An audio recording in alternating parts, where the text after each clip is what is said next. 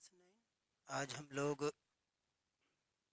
मृदुला गर्ग नामक चैप्टर मेरे संग की औरतें पढ़ेंगे। तो इनका जीवन परिचय देख लीजिए। 1938 ईस्वी में समकालीन हिंदी कथा साहित्य की महत्वपूर्ण हस्ताक्षर मृदुला गर्ग का जन्म सन 1938 ईस्वी कोलकाता में हुआ। तो इनका जन्म कब हुआ था? 1938 मृदुला गर्ग 38। ठीक है, तो हम याद कर सकते हैं 38 मृदुला गर्ग और ये इनका कोलकाता 38 या 38 मृदुला। तो मृदुला में 3 अक्षर है, तो आप यहाँ से याद करिएगा 38 मृदुला। तो यहाँ पर हम लोग याद कर सकते हैं कि 38 मृदुला कोलकाता। ठीक है, तो इनकी रचनाएं उसके हिस्से की धूप। यहाँ पे आप रचनाएं इनकी देख लीजिए। ये है उसके हिस्से की धूप वंशज, इसमें नहीं दिया है लेकिन है उसके हिस्से की धूप वंशज अनित्य चित कोबरा काठ गुलाब मृदुला गर्ग संगति विसंगति रंग ढंग चुकते नहीं सवाल निबंध, चुकते नहीं सवाल निबंध मेरे संग की औरत मृदुला गर्ग द्वारा रचित संस्मरण है। तो इस तरह से आप लोग याद कर लीजिएगा। अब यहाँ पर इस पाठ में आपका सारांश दिया गया है, तो सारांश से हम सीधे बुक पढ़ने की शुरुआत करते हैं। तो यहाँ हमने आपको बताया कि ये प्रस्तुत पाठ एक संस्मरण है। मृदुला गर्ग जी ने जो ये चैप्टर लिखा है मेरे संग की औरतें, वो एक संस्मरण है। मीन्स अपना संस्मरण किसे कहते हैं? जब हम किसी चीज़ को, किसी बात को याद करके लिखते हैं तो हम उसे संस्मरण कहते हैं। तो हम आप इस चैप्टर से आप पढ़िए और हम केवल आपको शब्दार्थ बता दे रहे हैं कि शब्दार्थ में कहाँ क्या होगा। तो पहला ही शब्द है यहाँ पर मर्म। तो मर्म शब्द का अर्थ क्या हो जाएगा? यहाँ पर हमने टिक लगाया है, ये आपको दिख रहा है। मर्म का मतलब भेद या रहस्य। फिर उसके बाद है यहाँ पर पर्दा नशी। तो पर्दा नशीन का जो बड़ों से पर्दा करती हूँ। और अगर हम इसके लाक्षणिक अर्थ की बात करते हैं तो हो जाएगा जो घर में रहे, बाहर न निकले। पर्दा नशी का मतलब यही है। फिर अगला शब्द है आपका इजहार। तो ये है आपका पर्दा नशी के आसपास है इजहार। तो इजहार का मतलब हो गया कि प्रकट करना, इजहार करना, प्रकट करना। फिर इसके बाद है ये है रहन सहन। इजहार आप देख लीजिए, उसके ऊपर है रहन सहन। तो रहन सहन शब्द का मतलब हो गया गुजर बसर का तरीका। फिर इसके बाद है मुहजोर। तो मुहजोर का अर्थ बाहुबल या अपना प्रयास। लिहाज, संकोच, अदब। लिहाज का मतलब हो गया। फिर इसके बाद है आपका लिहाज के बाद दंग या हैरान। तो दंग या हैरान का मतलब दंग माने आश्चर्य, हैरान माने परेशान। तो ये हो गया। और ये लिहाज शब्द है और ये दंग हैरान है। फिर इसके बाद है नजाकत। तो नजाकत का मतलब हो गया शारीरिक कोमलता, या हम कह सकते हैं अंग चालन की मनोहर चेष्टा।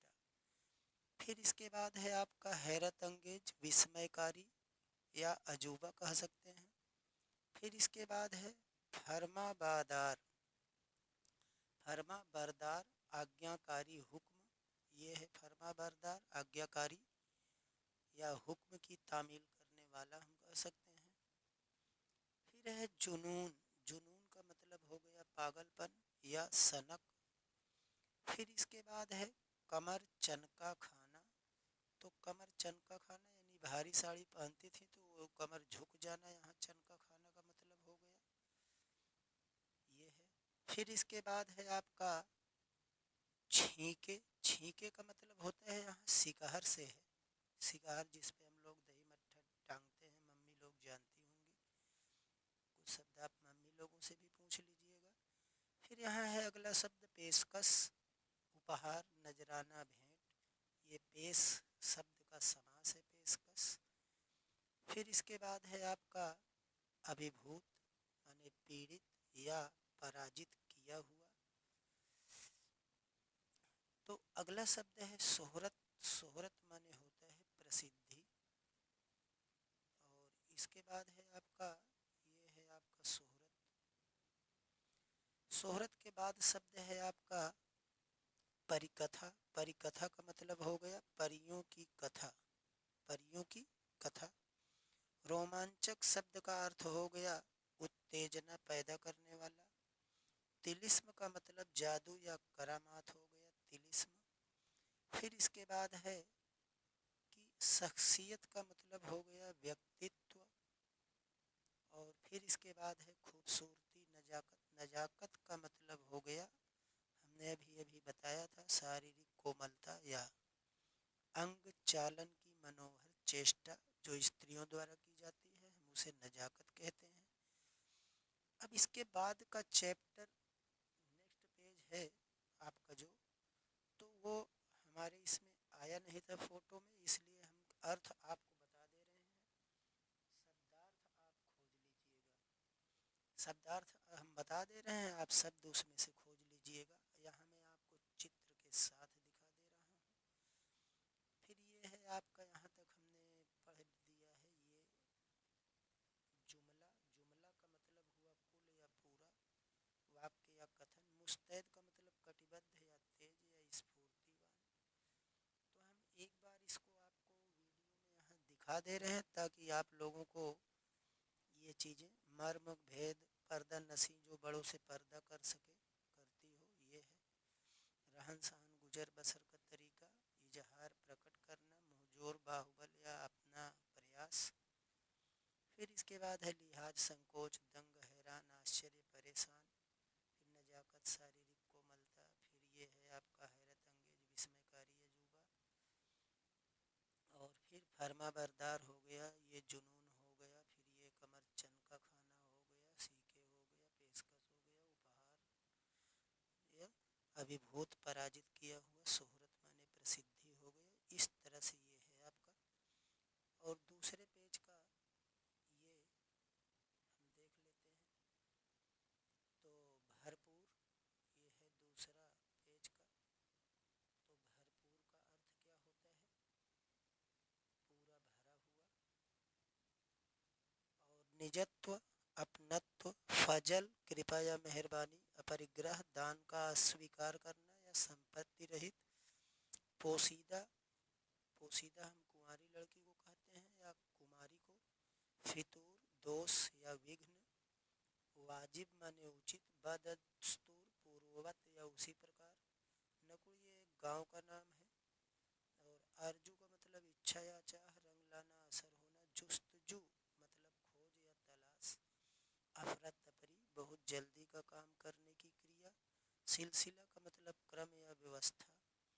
रत जगा यानी रात जागना। जुग्राफिया विज्ञान, वह विज्ञान जो भूमि के वितरण का वर्णन करे या किस प्रकार की भूमि है। आहट, किसी के आने जाने या बात करने से मंद ध्वनि जब उत्पन्न हो तो आहट होता है। अनपढ़, ना पढ़ा हुआ। नई तत्पुरुष समास, रीति रिवाज, इसमें भी द्वंद्व समास है, रीति और रिवाज। पसंद नापसंद, पसंद और नापसंद, द्वंद्व समास। दर असल, तो असल में अव्ययी भाव समास। फिर परिकथा, परियों की कथा, तत्पुरुष समास। कन्यादान, कन्या का दान, तत्पुरुष समास। तो यहाँ हम कुछ प्रश्न के उत्तर आपको दिखा रहे हैं कि लेखिका ने अपनी नानी को कभी नहीं देखा, फिर भी उनके व्यक्तित्व से वे क्यों प्रभावित थी? तो लेखिका ने अपनी नानी को नहीं देखा था, किंतु उनके बारे में सुना जरूर था कि उनकी नानी ने अपने जीवन के अंतिम दिनों में प्रसिद्ध क्रांतिकारी प्यारेलाल शर्मा से भेंट करना चाहती थी और अपनी बेटी की शादी किसी क्रांतिकारी से करना चाहती थी, अंग्रेजों के किसी भक्त से नहीं। जीवन भर पर्दे में रहकर वे किसी पर पुरुष से मिलने की हिम्मत नहीं की, किंतु उनके मन में स्वतंत्रता की भावना हमेशा सुलग रही थी। लेखिका इन्हीं गुणों के कारण उनका सम्मान करती थी। दूसरा प्रश्न है यहाँ कि लेखिका की माँ की विशेषताएं लिखिए। तो लेखिका की माँ स्थिति और व्यक्तित्व दोनों असाधारण थे। उनके व्यक्तित्व की सबसे बड़ी विशेषता थी कि वे स्वतंत्रता के लिए कार्य करती थी। इस कारण घर में सब लोग उनका आदर करते थे। कोई उनसे घर गृहस्थी का काम नहीं करवाता था।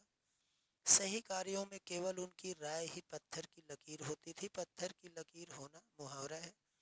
उनके सम्मान उनके ज़्यादा बड़ा हो गया। उनके सम्मान के दो कारण थे। वे कभी झूठ नहीं बोलती थी। वे एक की गोपनीय बात दूसरे से नहीं करती थी। ये यहाँ एक प्रश्न आपको दे रहे हैं बच्चों, आप इसको लिख लीजिएगा। अगर नहीं आता है तो आप हमसे पूछिएगा कमेंट बॉक्स में, हम फिर अगले वीडियो में इसको बता देंगे। अभी ये चैप्टर आपका आधा हुआ है, आधा वीडियो हम आपको नेक्स्ट डे में भेजेंगे। लेखिका की दादी के घर का माहौल का शब्द चित्र अंकित कीजिए। तो यहाँ हम आपको मौखिक रूप से बता दे रहे हैं कि लेखिका के दादी का शब्द चित्र क्या था। अगर आप लिख सकते हैं तो लिख लीजिएगा, हम टेम्परेरी बता रहे हैं, नहीं तो हम लिख कर आपको दे देंगे कि लेखिका की दादी के घर में विचित्र विरोधों का संगम था। परदादी लीक से परे हटकर थी। वे चाहती थी कि उनकी पतोहू को होने वाली इस पहली संतान हो। उसने यह मन्नत मानकर जग जाहिर भी कर दी थी। इससे घर के अन्य सभी लोग हैरान थे, परंतु लेखिका की दादी ने इस इच्छा को स्वीकार करके होने वाली पोती को खिलाने दुलारने की कल्पनाएं भी कर डाली। लेखिका की माँ तो बिल्कुल ही विचित्र थी। वे घर का कोई काम नहीं करती थी। वे आज़ादी के आंदोलन में सक्रिय रहती थी और उन्हें पुस्तकें पढ़ने, संगीत सुनने और साहित्य चर्चा करने से फुर्सत नहीं रहती थी। तो इस तरह से हमने यहाँ उत्तर बता दिया है। उनके पति भी क्रांतिकारी थे। वे आर्थिक दृष्टि से अधिक समृद्ध नहीं थे। विचित्र बात यह थी कि लेखिका के दादा अंग्रेजों के बड़े प्रशंसक थे। घर में वो चलती उन्हीं की थी, किंतु घर की नारियां अपने अपने तरीके से जीने के लिए स्वतंत्र थी। कोई किसी के विकास में बाधा नहीं बनता था। तो इस तरह से बच्चों यहाँ तक हमने चर्चा किया। इसके आगे आपको नेक्स्ट वीडियो में। धन्यवाद।